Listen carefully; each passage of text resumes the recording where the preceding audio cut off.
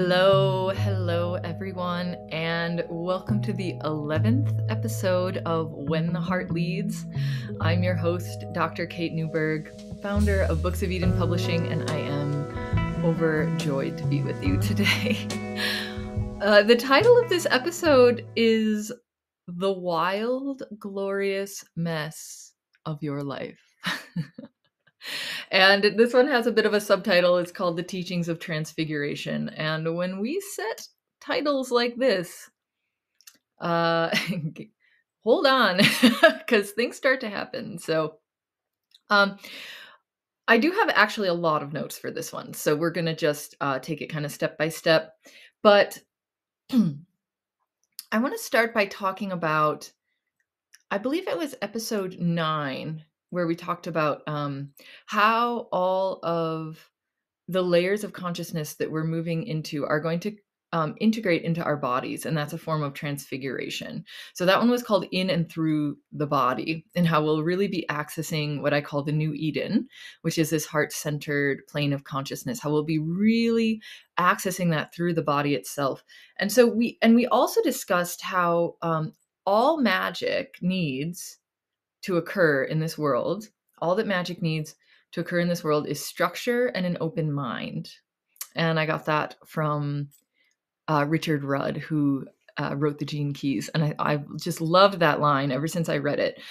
And we can kind of accept that. We can kind of accept that structure and an open mind. But I started to think a lot more this past week about what actually is structure.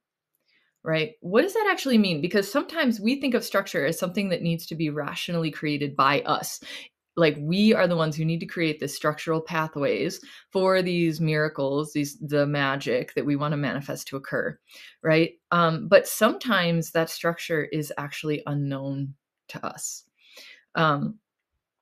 And sometimes, and I'm almost getting an image of like if you're on a spiral and then instead of going all the way around the spiral up, you take a leap almost from like one part of the spiral to another. Sometimes we have to leap into kind of a new and unfamiliar structure, and one that we maybe weren't fully aware of that it existed, right? It's a structure that we in our conscious minds never created for ourselves. Right. So the structure that allows the magic, or you could say we're going to talk a lot about miracle consciousness in this episode. That structure was never created by our plane of consciousness. Right. It was created for us by the power, I said here, by the power of our longing and intention. And so it brings to mind I'm going to paraphrase this, but I believe it was Einstein who said something like, you can't solve a problem from the same plane of consciousness from which that problem was created, right? And what we're actually doing is transcending all problem consciousness whatsoever, right? Because from the state of the new Eden, from that angelic consciousness, there is no such thing as a problem, right? But just as a good way of kind of conceiving of this, like when we're receiving miracles in a lot of ways, those miracles are coming to us from a plane of consciousness beyond where we already kind of exist or spend most of our time. So in many ways, that's what makes them seem and feel like miracles, is that there's something that we couldn't have brought about on our own. And there's something that seems to kind of come into our lives from a place beyond what we ever could have conceived of. And sometimes we see the steps, the pathways for those miracles to occur. And I like to say, just because we can explain it doesn't mean it's not magic. But in this episode, we're really going to be talking about the kinds of miracles that just seem to come in without a pathway. The woman I like to work with, Ellen Elena, who I mentioned, who writes The Silver Wheel, she likes to call it a fire flash. And I really like that. These fire flashes that just shift everything, right? These kind of flashes of grace. So our bodies, right? A great example of a structure that we never created, that was really just created for us, is our bodies themselves. So these are once a structure, they were created for us by our own longing to come into existence. And I do have a lot in here about, I might skip through this a little bit and just paraphrase it, but I have a lot in here about this. It's actually more of a discussion of time. So I might move through this quickly, but I have a belief, and I write about it in The New Eden, Paradise Retold, my first book, how it's actually the longing of a soul to take form that communicates itself to beings on earth, who then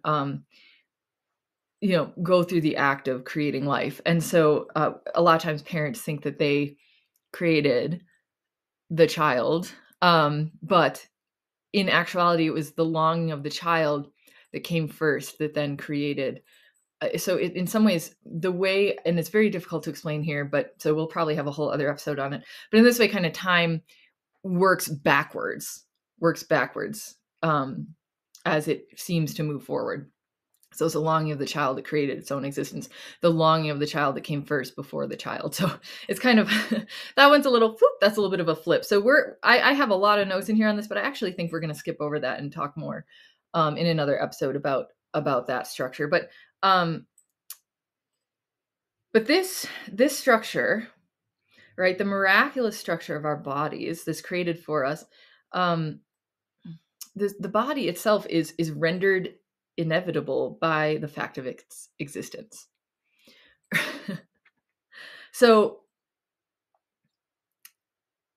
it's like a foregone conclusion because we already exist in a body, right? And a lot of miracles seem this way, right?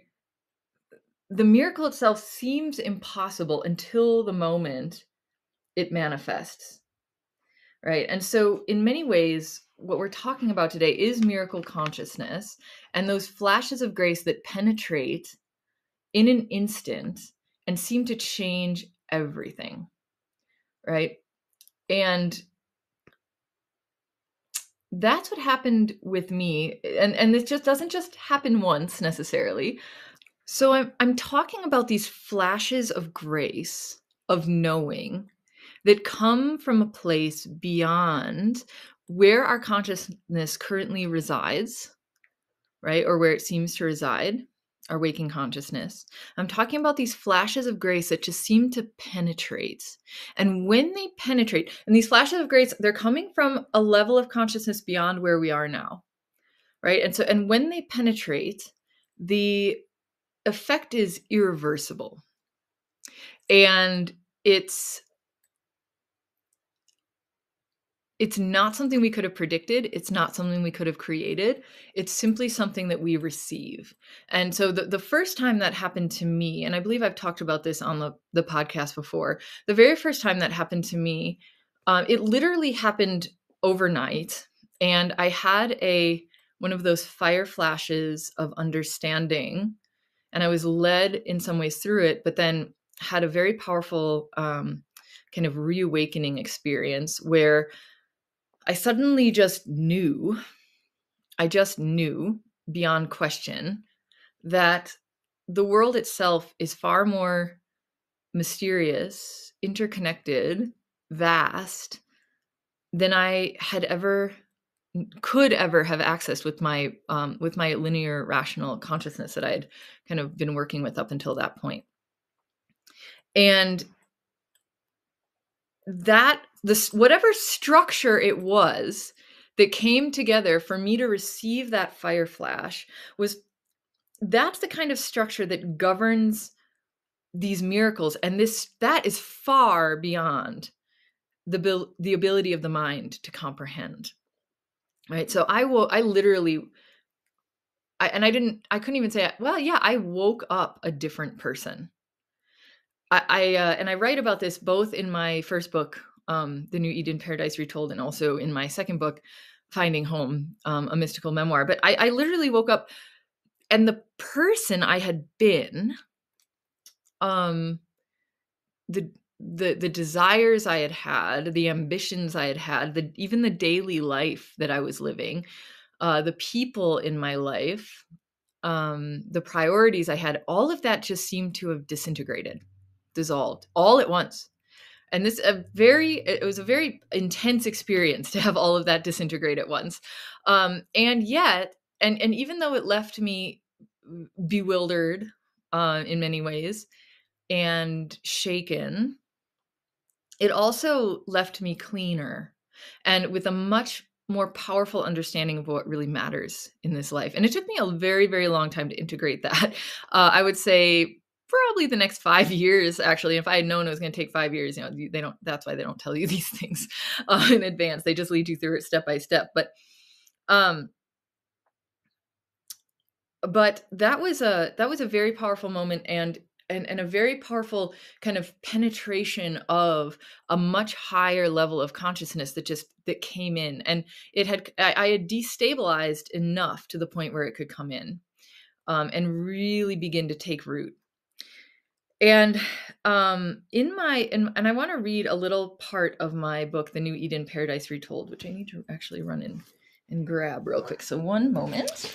I want to read this little part, which is actually a continuation of that section on redemption that we talked about in one of the episodes. But what I'm really trying to get at here is that there are these structures, right, that we talk about, these structures for what we can call magic or miracles, miracle consciousness. There are these structures that exist. However, they're formed at a level far beyond our own ability to do it. So what I'm trying to say is that there's only so much we can do.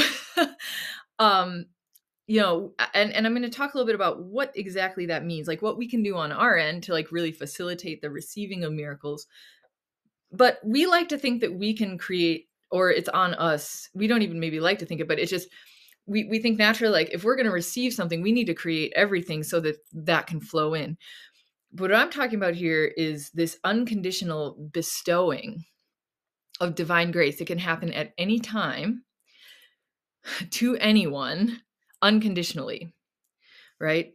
And so I'm going to talk about like the things that we can kind of do on our end, but what we're talking about here is a kind of structure, a kind of mechanism, a kind of working that's so far beyond the understanding of the linear mind that in a lot of ways, like this is where, when we talk about surrender, this is where surrender really comes in, because we can't create it, we can't control it, we can't facilitate it, we can't force it, right? All we can do is kind of, as much as possible on our end, create the conditions where it can come in, where these miracles can come in. And when they do, it just feels like absolute, it feels like a power beyond anything that we could ever have conceived of, and a level of love that is also beyond anything we could conceive of with the rational mind. So I'm gonna read a section to help illuminate this, right? Because I understand, like I said, oftentimes I start these podcast episodes a little bit abstract, like we're kind of setting the scene for miracle consciousness,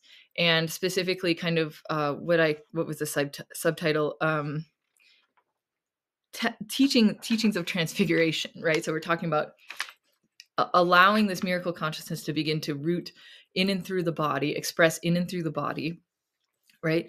And then what we can do on our end to create like a field of receptivity for that, and then at that point letting go, knowing that the field of receptivity is the most we can do, and beyond that it's really just up to like the larger workings of this higher power, right, that has and can create structures far beyond our understanding and control. So I'm going to read just a short passage at the end of the section on redemption. And in this, I talk about what I kind of call the technology of ascension. And the technology of ascension are what are kind of, and I'll talk about in here, but it's kind of the 3 human inventions that were created from the very heart of source, right? As a pathway back to unity consciousness, oneness consciousness. So these 3 inventions are forgiveness, compassion, and discernment. And I'm not going to go too much into what all of those are, like from the perspective of the higher, but it's all in the book, The New Eden Paradise Retold. So, and at some point, I'm sure I'll do an entire episode on the technology of ascension, but we're just dipping into it right now a little bit. But essentially, there's a bit of a paradox within that technology because these three things, forgiveness, compassion, and discernment, all acknowledge separation while at the same time completely closing the gap of separation, right? It acknowledges this idea of separation while at the same time denying that it exists or has ever existed.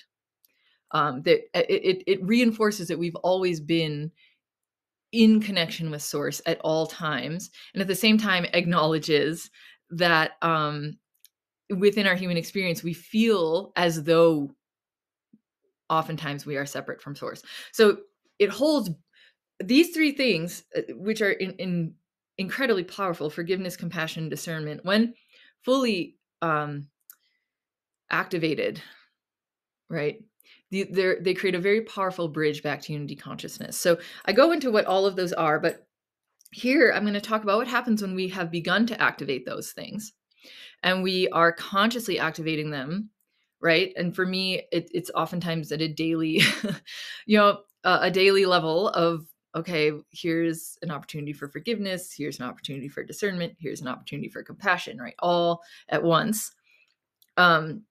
And once we begin to live in that way, what can happen, how that creates that field of receptivity for grace to come in, and what I'm kind of how I describe that. So I'm going to read just a little bit here. If you're following along, we're on page 96. And it's just that the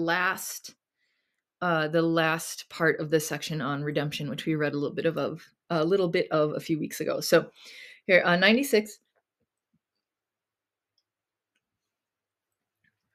I'm going to begin here. So I say this pathway to redemption is formed by the three human inventions that are perfectly aligned with divine will.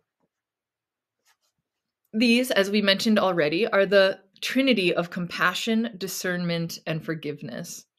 This trinity forms the technology of our salvation.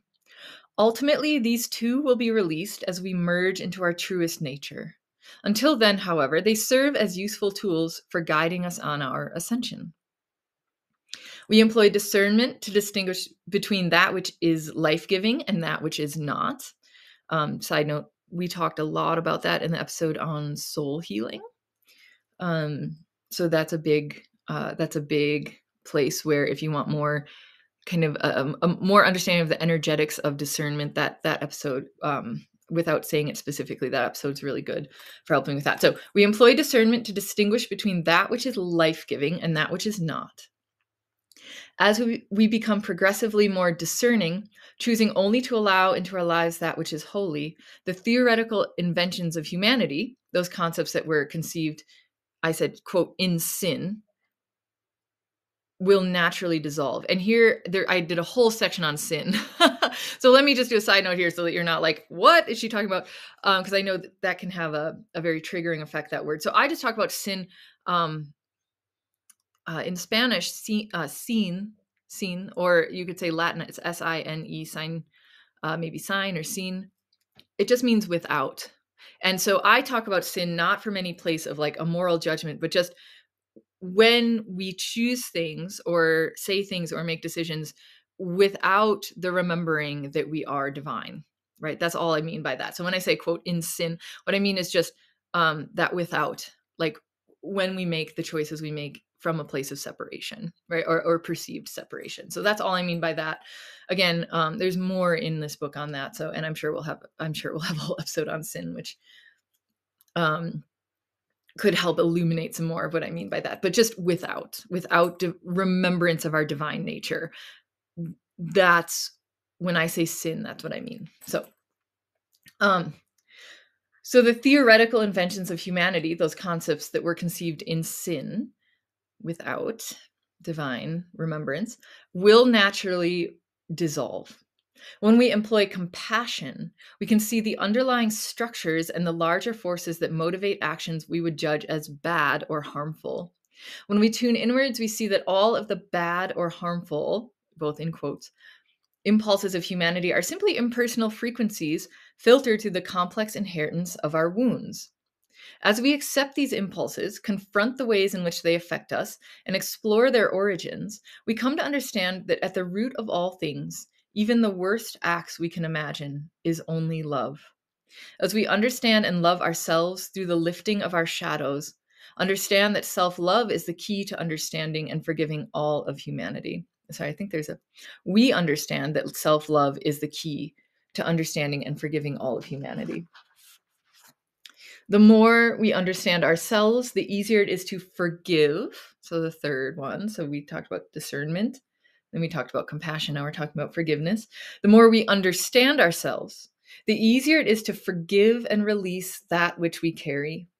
In practicing forgiveness, we slowly erode our ego and become transparent, dropping the heavy frequencies of resentment, righteousness, anger, fear, and victimhood. At some point, and this is the point I'm talking about in this episode right now. We're moving into this right now. At some point, as we go about our life, practicing discernment, compassion, and forgiveness, we reach such a state of radiance and transparency that redemption happens automatically and perhaps unexpectedly. It is not something we need to do, accomplish, or achieve. It is almost as if, having dropped all that is heavy, we have shrunk the gap of illusory separation to such a degree that grace can easily do the rest, gleefully scooping us up into a new state of being, one in which we have dissolved completely and are thus indistinguishable from grace itself.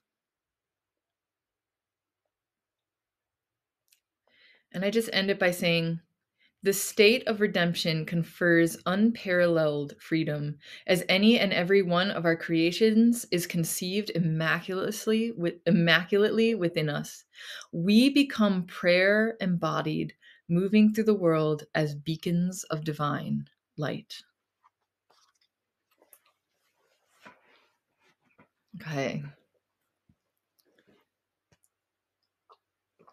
So it's that moment, right? So we on our end do what we can to release, to let go. Like that's our exercise of free will, right? And the most potent exercise of our free will involves this this true release of all that is heavy, of all that would stop us from becoming open to receive the light of grace, right? And it's this moment of gleeful scooping, which I kind of like that idea of oh, here comes grace gleefully scooping you up into its own light so that you kind of become that. You become that, what I call prayer embodied, right? Which is effortless at that point. You just become that. You just are that. All that you do, all that you say, your very breath infuses light into the world when you walk, however you are, right? In that pure state of freedom and honesty. And it's that gleeful scooping, that moment of gleeful scooping that we're really going to kind of look into in this episode. Like, what is it? What is that moment? How, in some ways, what just to become aware, right? Just become aware that is a possibility, that in that unconditional miracle of divine grace, that is a possibility. And once it becomes really open in your awareness, right, we can begin to tune toward it, like open to it, right? So that is miracle consciousness. Okay, and I'm just gonna turn my page here. So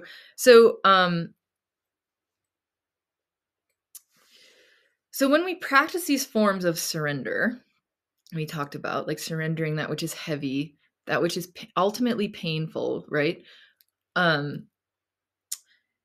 We begin to listen inwards, to tune into what wants to be born through us, right? And then in that way, miracles start to become a way of life, like this invisible structure that seems to be created, like it's almost like a structure that seems to be created around and for us that we can't see, that we could never create, right? But that we ask for and allow, that miracles dropping in just start to become a way of life. And the most we do oftentimes is just notice them as they happen, right? Sometimes we just, and there are these sometimes little miracles, like little synchronicities.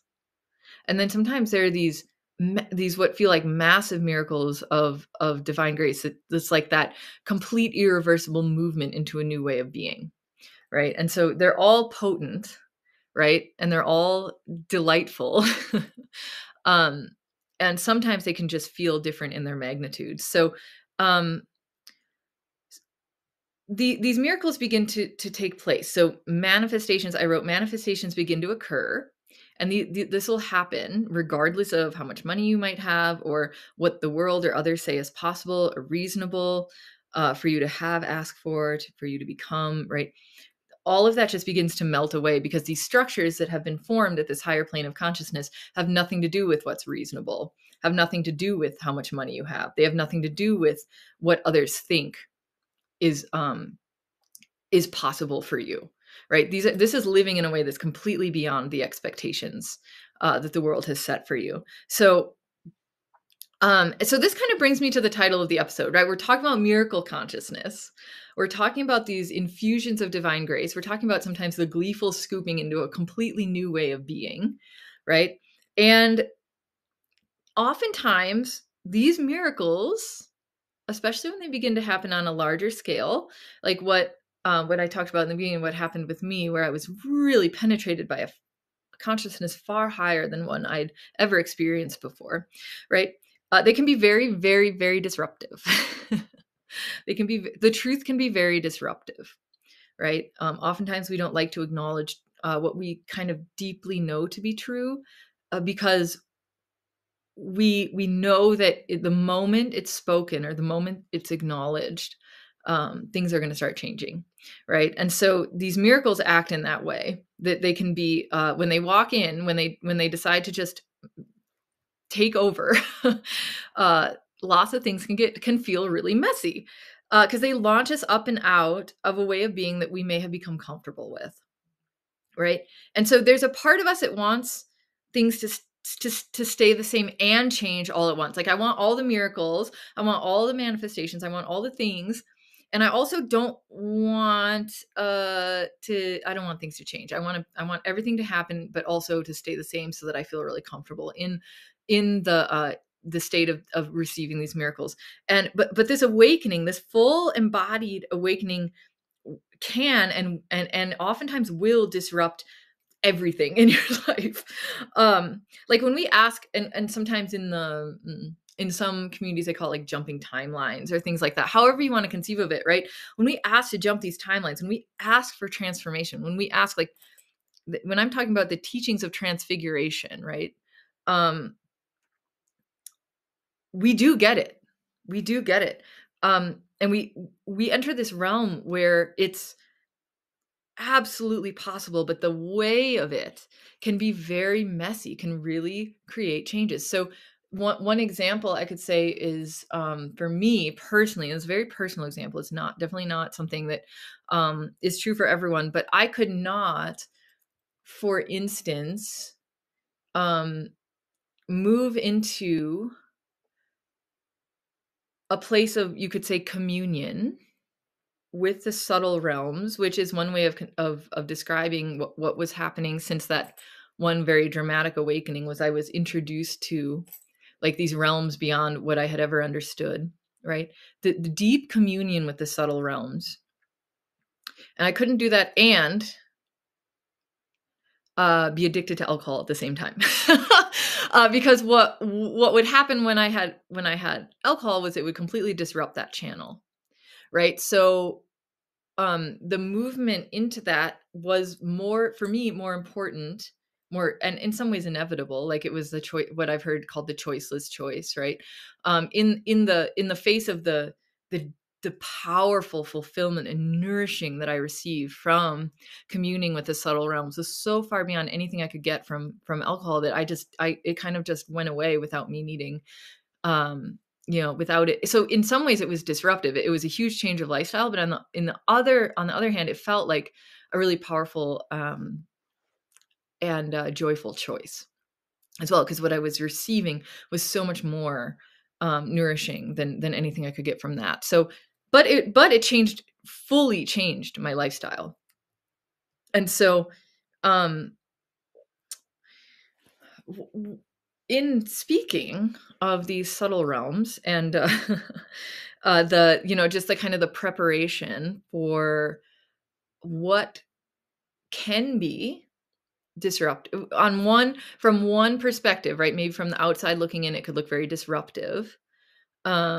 Right. And possibly from the inside of it, it actually feels really, really good, kind of like the giving up of the of drinking for me. Like from the inside, it felt really, really good. But maybe from the outside or from the people around me, like it looked like I was kind of changing the rules on them. Like I was changing everything. I was changing my whole lifestyle. And so from the outside, it could look really disruptive. But oftentimes from the inside of this manifestation of a miracle, it feels really good and natural. But what I want to say is I've been receiving this past week, um, I could say the teachings of the wolf. I know that may have seemed like it came out of left field, but as I'm talking about like a teacher who can really bring us back into that wildness, right? I think I called this the wild, glorious mess of your life. Is that what I called it? Yeah, the wild, glorious mess of your life. Like coming back into that true wildness. My teacher has been, this week has been the wolf. And the wolf is a powerful, very potent teacher of dignity and of leadership and of restoration of that true self who exists beyond, before any of the conditioning that was placed. And for me, this is how I'm receiving it. So for you, I want to say you might have a very different relationship with this being, right? And that's totally fine. What I'm saying is, just for me, this is how I've been receiving these teachings. And so, in many ways, the teaching of the wolf that I've been receiving, and it feels like when I talked about the penetration of a consciousness far higher than the one that I'd experienced, right? What I feel like I'm receiving now is an invitation to move into an awareness of a consciousness that exists, um, again, even even farther before, you could say, before any conditioning that was ever placed on it. And so the wolf um, has offered for me an invitation to return to this understanding, this pure instinct, right? That deep connected knowing that exists beyond and before any sort of conditioning, right? So this kind of goes back in some ways to what I was saying last week about, and here I'm touching again, the amygdala, right? The cleansing of the amygdala, right? We may say that the amygdala is the seat of instinct, right? But it's not where it exists now. What the amygdala, the way it functions for most people, it's not actually pure instinct. It's been split off and conditioned to respond to threats. That what we're calling instinct is actually um, a conditioned fear of death, a conditioned need to constantly be reassuring ourselves of our own survival, right? And that's what we've been calling instinct. But the wolf, as it's coming in as a pure being, a pure spirit teacher with a consciousness of before and before and before any sort of conditioning has ever come in to our being, right? What the wolf the wolf is creating an invitation for me to speak about a pure instinct, and that is the instinct that arises directly from our connection to source, to the earth herself and all of the infinite knowing of the earth, right? And so the wolf has asked me this past week two very potent questions that I am turnkeying for us in this episode. You could say turnkeying is such a funny, in some ways, a funny way, but I could say that I'm offering to us to think about here. And it's a question I'm still sitting with, very much so. But once we speak it out loud, the answers begin to come in, as we know. So the wolf has asked me, who were you before you were tamed? Right? It's asked me that question a number of times. Who were you before you were tamed? And also asked me, who were you before you were hunted?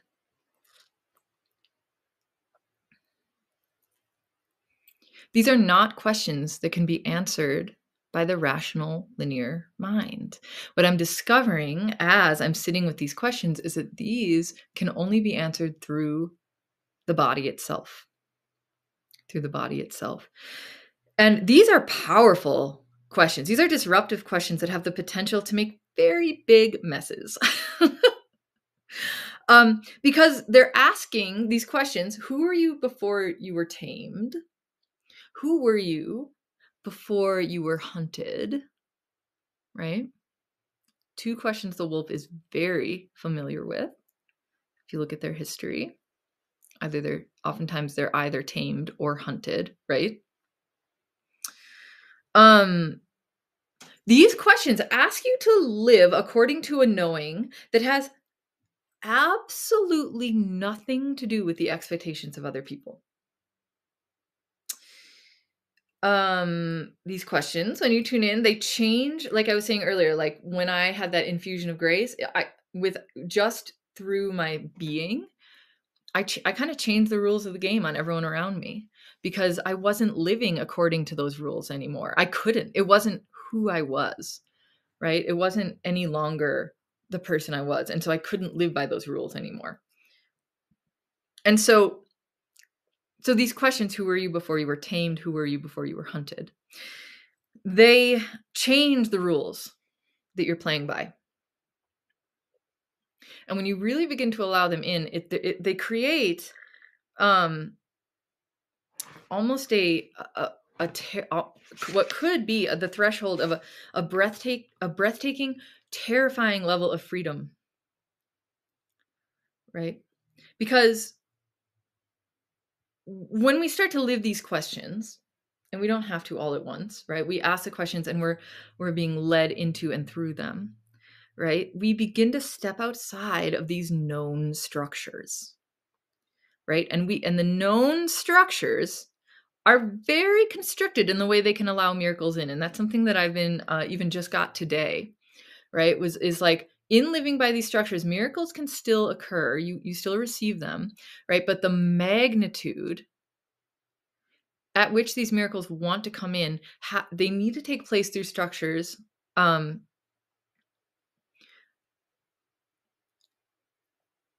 are often unknown to us. Like I said, unknown to our linear rational brains. So when we begin to live these questions of what is our purest instinct, right?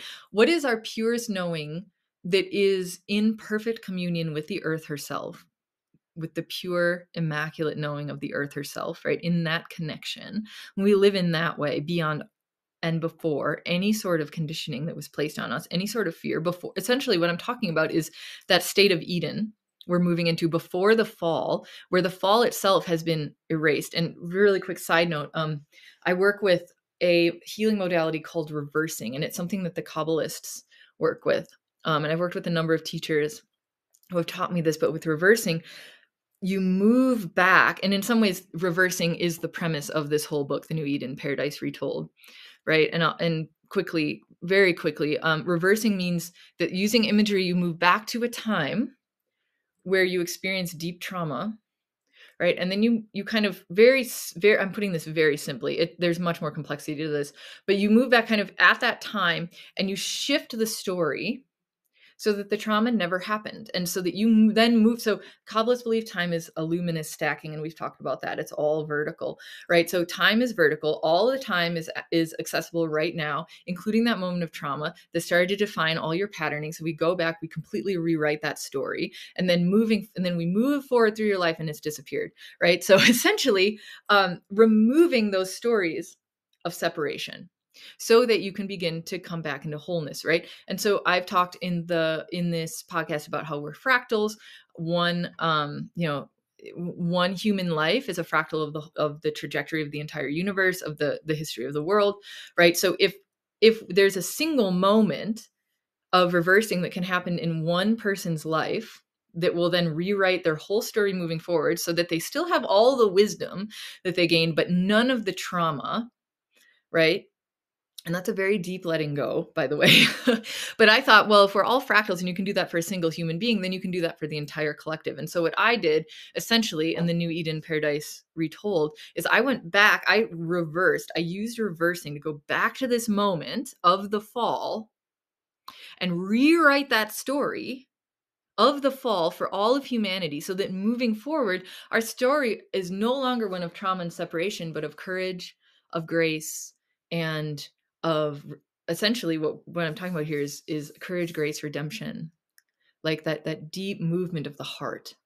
Right. So in this book, this is why this book is such a powerful mechanism for healing, is that it removes that first moment of separation. Right. We can do it on an individual level, or we can do it for the entire collective all at once. And then it's just gone for everybody. I understand I'm talking about some big things here, but right. So I was talking about reversing. And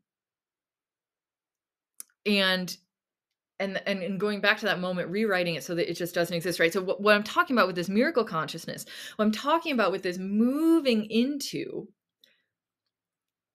these questions that are leading us into essentially that place. Who were you before you were tamed? Who were you before you were hunted, right? That's, in some ways, those questions are the mechanism of reversing, where it's taking us back to before any of that had ever happened. And then we live forward as though it never had happened. And yet we lose none of the wisdom that we gained in our long journey of separation into coming into the light. We lose none of that wisdom. We just receive the perfect, irreversible healing of it, of what we already know and what we already are. Right? So, but you can see that when we begin to trust, right? And I'll just quickly mention, kind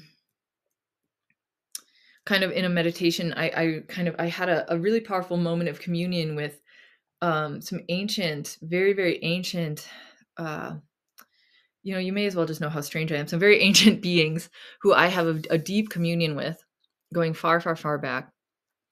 And they came, and it felt like this kind of unconditional belonging that I'd never felt before. Not in that way. And they began to ask me to trust in them, right? In that communion, essentially, not them as beings like, trust me, but like in the communion, in that feeling, in that belonging with the earth, right? To trust in them more than I trusted in the appearances of the world, more than I trusted in whatever little structures I could create with my brain to get my needs met. Right. And that's kind of that's still in some ways the mechanism that's operating. I have needs, I need them met. I have needs, I need them met. I have to figure out how to get them met. Right. This was creating that state of being, of belonging, unconditional belonging, that came first. And from there, from that place, all emerges. Right. And so, so there is no limit to the number of miracles we can receive at any given time, right? And throughout our lives. Like there's this weird idea that we receive a miracle and we're like, okay, well, that's all I get for now. Like I could never ask for another miracle, or I could never expect another miracle to happen right on the heels of that one. As I'm speaking, I can feel, there's a lot gathering right now as I'm saying this, like, because I personally will say I've been receiving some miracles, and I thought, wow, like I could never ask for more than what I'm receiving right now. This is so amazing. But at the same time, right, grace doesn't have a limit. And these miracles, they're unconditional. They don't need, like, it's not like, oh, she cashed out on that miracle, now she's got to like fill up her bucket before she can get more miracles, right? That's not how it works. They can show up. There's no limit to the miracles you can receive from these structures that are unknown and uncrafted by you, but that exist very strongly around you, that create the space. When you create the field of receptivity, you become open and transparent and radiant, right? Miracles just come flooding in. There is no limit to them, right? And I'm noticing personally, like some structures, some rituals, some things that I've really, really been kind of that have helped me stay very grounded are beginning to dissolve right now with the ways that my life is flowing and changing with the miracles that are coming in, right? And So, okay, I'm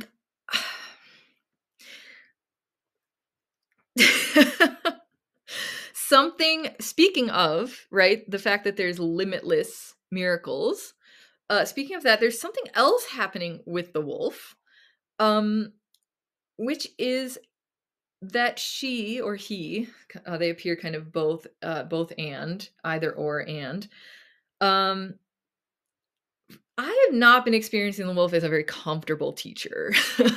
um, what's happening is that the wolf is awakening in me at some of the deepest levels of very divine restlessness. Or I read I read somewhere, it's something called like divine discontent, like like deep hunger a deep hunger that has really, in a lot of ways, nothing to do with my body, right? But it feels like hunger. And so what's going on with that? Like, I was walking with the wolf one morning in meditation, and I was mentioning this, and instead of kind of soothing the discontent, the wolf, I could feel her stoking it, like making it more intense. And I understood, like, okay, there's something I really need to turn toward here, right? And so this comes back to this idea that the miracles don't ever have to stop. So I think about, how can I be discontent? Like, that feels really ungrateful, right? There's so much I'm receiving. Um, right? Shouldn't I just be content with everything I'm receiving? And what the wolf is saying is, no, allow yourself to be ravenous. Allow this hunger to awaken within you. Allow yourself to demand more.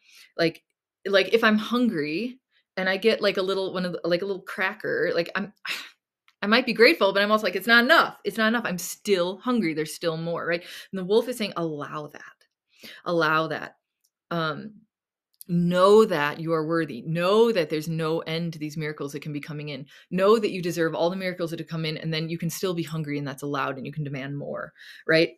Um, so so if like, and honestly, I've been also physically hungry a little bit. Like, I'm noticing kind of I'm saying all of this because you might be experiencing, right, in and through the body. We talk about in and through the body in this very potent time right now. You might be experiencing something like this, right, where your body, the needs of your body, are beginning to mirror perhaps these deeper needs that are awakening within your soul, right? So yeah, I've actually been physically more hungry lately. But what I'm seeing is that, like, what I'm really hungry for is that there's this powerful awakening um for a deep nourishment of the soul. And the structures that I could create from my brain, right, will not fully nourish, satiate this need of the soul, right? So I'm asking these questions, right? But then I need to let go of the idea that I have any clue as to how this will come in, right? I need to let go of the idea that I need to create it. Or when we talk about all the way back, magic, according to Richard Rudd, which I love this line, all the world needs for magic to occur is structure and an open mind. What I'm starting to let go of now is that I have any control over the structure, right? That actually all I can do is keep my mind open, right? Because the structures that are beginning to come in, that are beginning to create, the structures that are forming, that can really allow for the inflow of whatever is needed to nourish this deep hunger of the soul, right? It's created for me. It's far beyond anything I could do. So I'm really, what we're talking about in this episode is like allowing the glorious messes that begin to occur when we start to live by those questions of, who was I? Who am I when I'm not tamed and when I'm not hunted? Right? What is the pure instinct of my being that has nothing to do with the fear of not surviving, right? That has nothing to do with the staving off of discomfort, but has everything to do with the embracing of thriving. Who is that person? Right? And the messes that occur interrelationally, because you begin to change the rules on people, you begin to act differently, your priorities shift, the things that are important to you shift, right? Maybe you disappoint some people, right? Right. And this goes all the way back to our teachings on integrity. Um, which was one of the first episodes, we talked about integrity and how that lightning rod integrity, right, is acting in accordance with the deeper knowings of your heart and soul. Right. There's and I drew a distinction between integrity and reliability. Reliability is doing what you say you're going to do. That's important. But you can be reliable and outside of integrity if you agree to do things that are not within the purview of your soul. That, as Parker Palmer says, go against the grain of your soul. You can only do that for so long. Right. And I did my doctoral research on burnout. So yeah, I've seen what happens when we go against the grain of our soul for too long. Right. And we begin to get more and more and more sensitive to that. And we go against the grain of our soul just a little bit and we see, okay, we become much more sensitive to that. We become less, you could say less resilient, but that kind of resilience is actually not true resilience. It's like a callousness. It's like a numbness as a response to doing what is outside of your the purview of your soul. So in some ways now I'm drawing a distinction just on the fly between resilience and like callousness, or resilience and numbness. Right? I've known people who, when you touch their bodies, the only sensation that get through to them is pain, because they have numbed themselves out so much.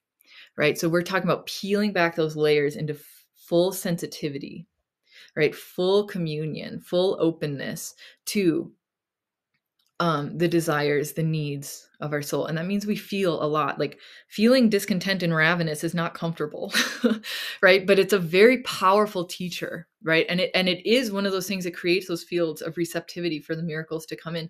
When we're hungry, the final fulfillment of the meal, right? Part of it, it feels so much more poignant, alive, intense, right? When we're ravenous, and then we get to satiate that. Like, that's what's being awakened. And I'm speaking this now because I trust that if it's becoming awakened in me, it's probably something that you're feeling too on some level, or will begin to feel. And now you might have words framework to recognize it, right? So I want to come back to this mess, right? And just give us something. Speaking of it happening in through your life, right? I want to come back to this idea of a mess. And what is one tool that I've used that can help me not clean up the mess? Because a lot of times the mess isn't there to be cleaned up. It's there to be witnessed. It's there to be allowed. It's there to be to have your life deconstructed and then possibly reconstructed at that higher level, beyond anything you could ever do. That jump in the spiral, right? So forms dissolving, disconnecting from order, from what you perceive as order, through that time of messiness to be reconstructed at a higher order, right? So a lot of times that's just what's happening. And very quickly, if we talk about the butterfly, right? It's a very classic archetype of transformation. But what's going on inside that cocoon could be terrifying if you didn't know that there was a higher order structure happening, right? From the inside out, that everything dissolving and turning into this stew, right? This mess, this glorious mess. If you didn't know that there was a higher structure at work that everything was forming around, you would freak out if you were that butterfly. And maybe they do. Or like if you were watching, you'd be like, what is happening? This, right? That's what's happening. That's what's happening. The glorious mess that begins to emerge in your life at these times when grace comes in and scoops you up, right? It's scooping up into a higher level, but then your life begins to form around a higher structure, one that you could never have conceived of with your brain. Right? You just, like, the caterpillar cannot know. It's just got to let go and allow that structure to happen. Right? So that's in a lot of ways what we're doing. So here's a tool that helps me when I feel like the messes are happening. Like even little things like, all the little rituals I go through every day get disrupted. Maybe the dishes aren't done, the bed's not made, the laundry's not done, the laundry's not folded, like little things like that, like the messes that begin to communicate themselves through my environment, right? The internal messes sometimes. Well, here's something I like to use. And I mentioned reversing, I mentioned imagery, and it's great that I did that because I'm about to bring in one of the most powerful teachers in recent history of reversing. And it's Colette Albuquerque Muscat, who is a powerful healer. And their current teachers of her work, Catherine Shainberg, who I've worked with, and Claudette Melchizedek, who I've worked with, who are Catherine Shainberg worked directly with Colette and is a lineage holder, right? So at one point, while I was kind of undergoing a bit of a mess, I came across there's this book called the Encyclopedia of Mental Imagery, and it was all of not all, but a pretty comprehensive uh, index of the types of imagery experiences that Colette Albuquerque-Muscat would lead people through, and they were often just on the fly that she would do them just in response to what the person needed. And we're talking miraculous healing, this woman using imagery, using that technique of reversing, right? Anyway, Encyclopedia of Mental Imagery, I came across this, and at the time I loved it, and I didn't know how important it would be. And it's very short. The little exercises she takes you through often take less than a minute. I'm going to lead you through it very quickly. And it's a little bit paraphrased because I went back and, of course, couldn't find it in the encyclopedia because it just popped out at the time I needed it. And so it's a little bit paraphrased.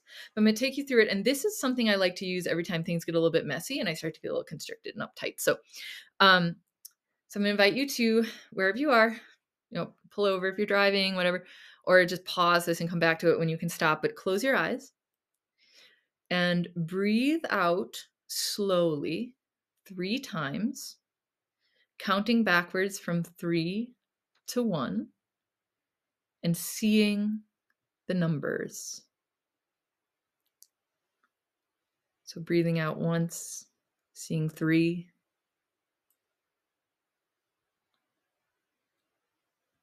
Breathing out twice, seeing the number 2. And breathing out and seeing the 1 tall, clear, and bright. See, feel, and know your complete ineptitude at handling the circumstances of your life. Laugh uproariously. Breathe out and open your eyes.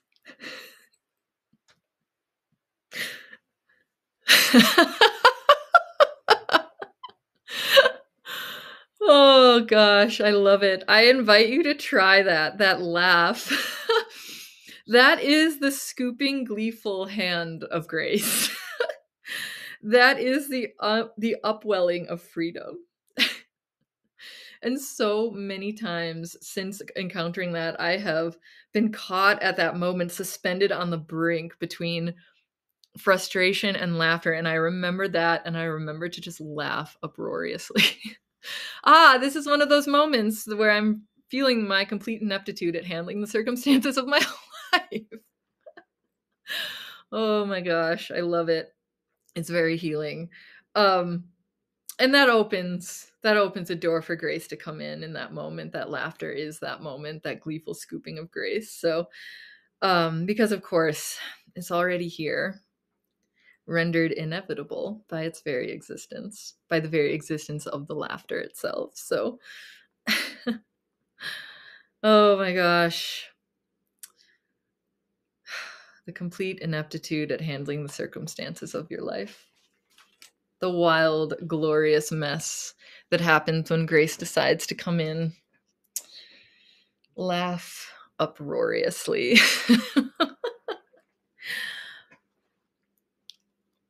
So we can start to live those questions. Who were you before you were tamed? Who were you before you were hunted? What is instinct when it is separate from the need to survive? What is pure instinct? That pure knowing that simply emerges from our connection with the immaculate earth herself. Let's begin to live those questions. Let's begin to allow that wild, glorious mess to begin to emerge beyond our comfort zone, beyond our rituals, beyond our routines. Who are we when we begin to live in that way? My guess is we'll be laughing uproariously a lot together. Oh, I love it. And I invite you to laugh with me as everything reforms at a higher octave to a structure we could never have created and only receive. Oh my goodness, this has been the 11th episode of When the Heart Leads, the wild, glorious mess of your life. I'm your host, Dr. Kate Newburgh. It has been such a pleasure to connect with you across time and space. If you have any questions about my work, you can check out my website, www.booksofeden.com. It's got more information on my work and what I do and my books and all that stuff. And also a way to contact me if you have questions or just need to talk about what's going on, what's been activated. So I'm here. What a pleasure to connect with you. From my heart to yours. Till next time.